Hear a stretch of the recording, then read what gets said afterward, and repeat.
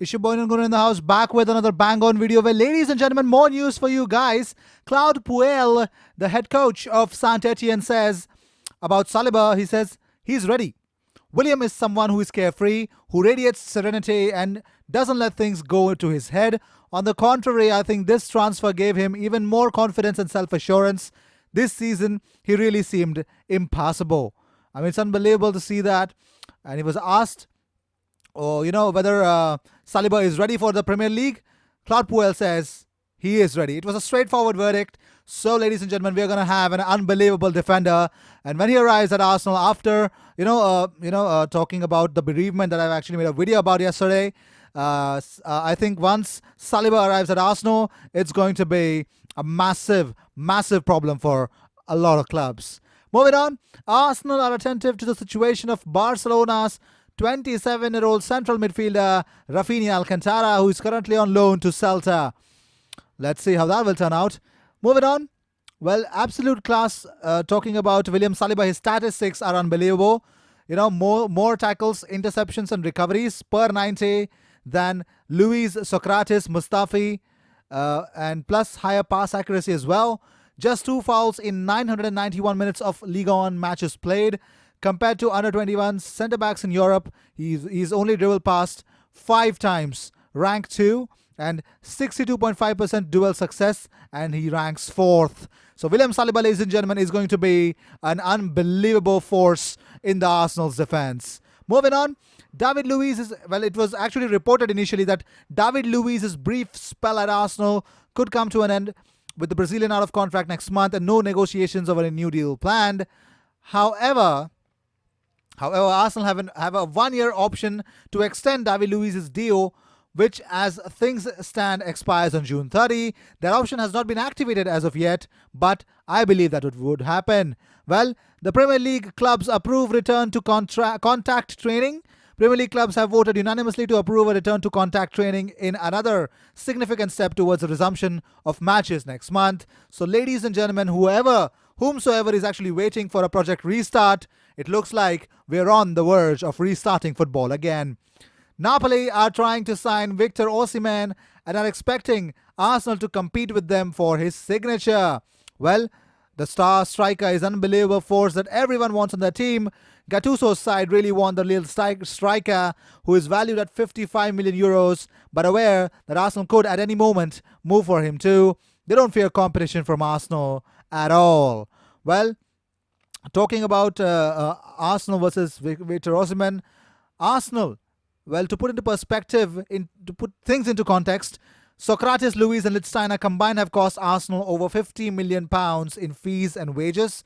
That's a ridiculous amount of money for a team wanting to build for the future. That's not huge, isn't it? But talking about his future, David Luiz says, I always said that I would like to end my career at Benfica. In football, everything changes, which is true today. Tomorrow is a lie, but my feeling is not. Well, yes. Moving on.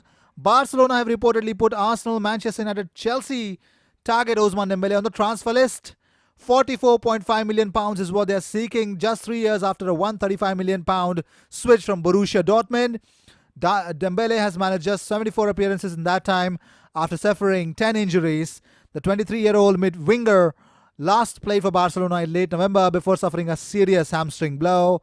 And the La Liga agents are now fed up and would want to cut their losses as they have put their faith in Ansu Fati and Francisco Trincao instead. Moving on, Arsenal thought that they would never win the league with Thierry Henry as he couldn't hit a barn door, according to Ray Parlour. The Gunners legend, who's 47-year-old, admitted the squad had their concerns after the Frenchman joined from Juventus in 1999.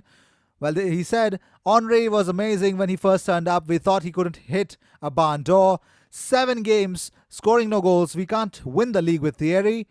Henry silenced his critics after scoring 26 goals across all competitions during his first season in North London. Well, the Frenchman, who won the league twice with Arsenal, is still the club's highest goal scorer in history after finding the net 228 times. Well, The Premier League has taken another step closer to a return to action with new COVID-19 test results expected today.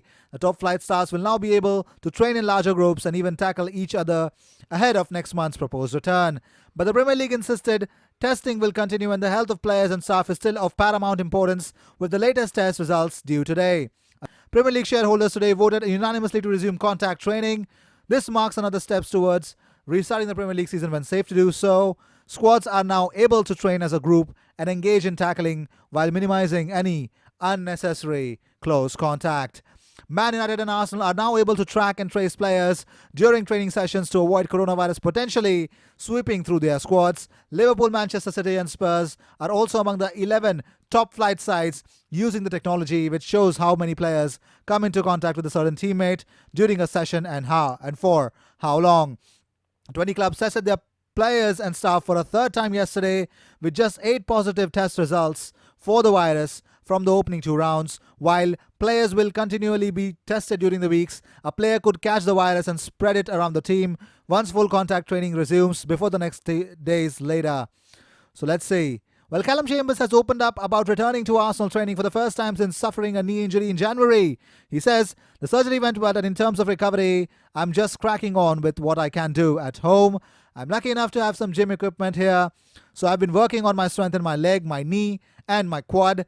It's all about building up strength in the quad to then hopefully progress on to more stuff. It has just been about adapting to the situation we're in and finding things I can do at home to keep myself going. The guys have been great on FaceTime and Zoom every other day. Well, Rob Holding has appeared to respond to the rumours of he could be leaving Arsenal. Well, the defender has been named as a potential star that the Gunners could look to sell in order to recoup money lost amid the coronavirus pandemic.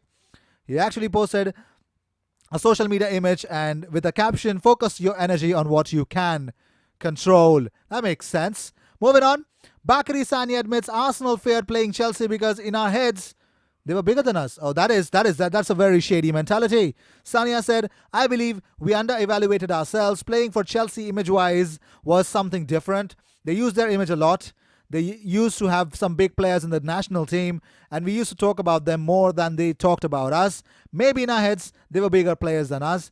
On the pitch, we had as much quality as they had whenever we played. And when we played the Arsenal way, nobody could beat us. I believe nobody could beat us. We used to play simple passes, 1-2 touches maximum, but I believe we under-evaluated ourselves, which is a big mistake in life. That is huge, isn't it? Arsenal women have been fined after the club's decision to dismiss an autistic youth coach was deemed in breach of FA rules on discrimination.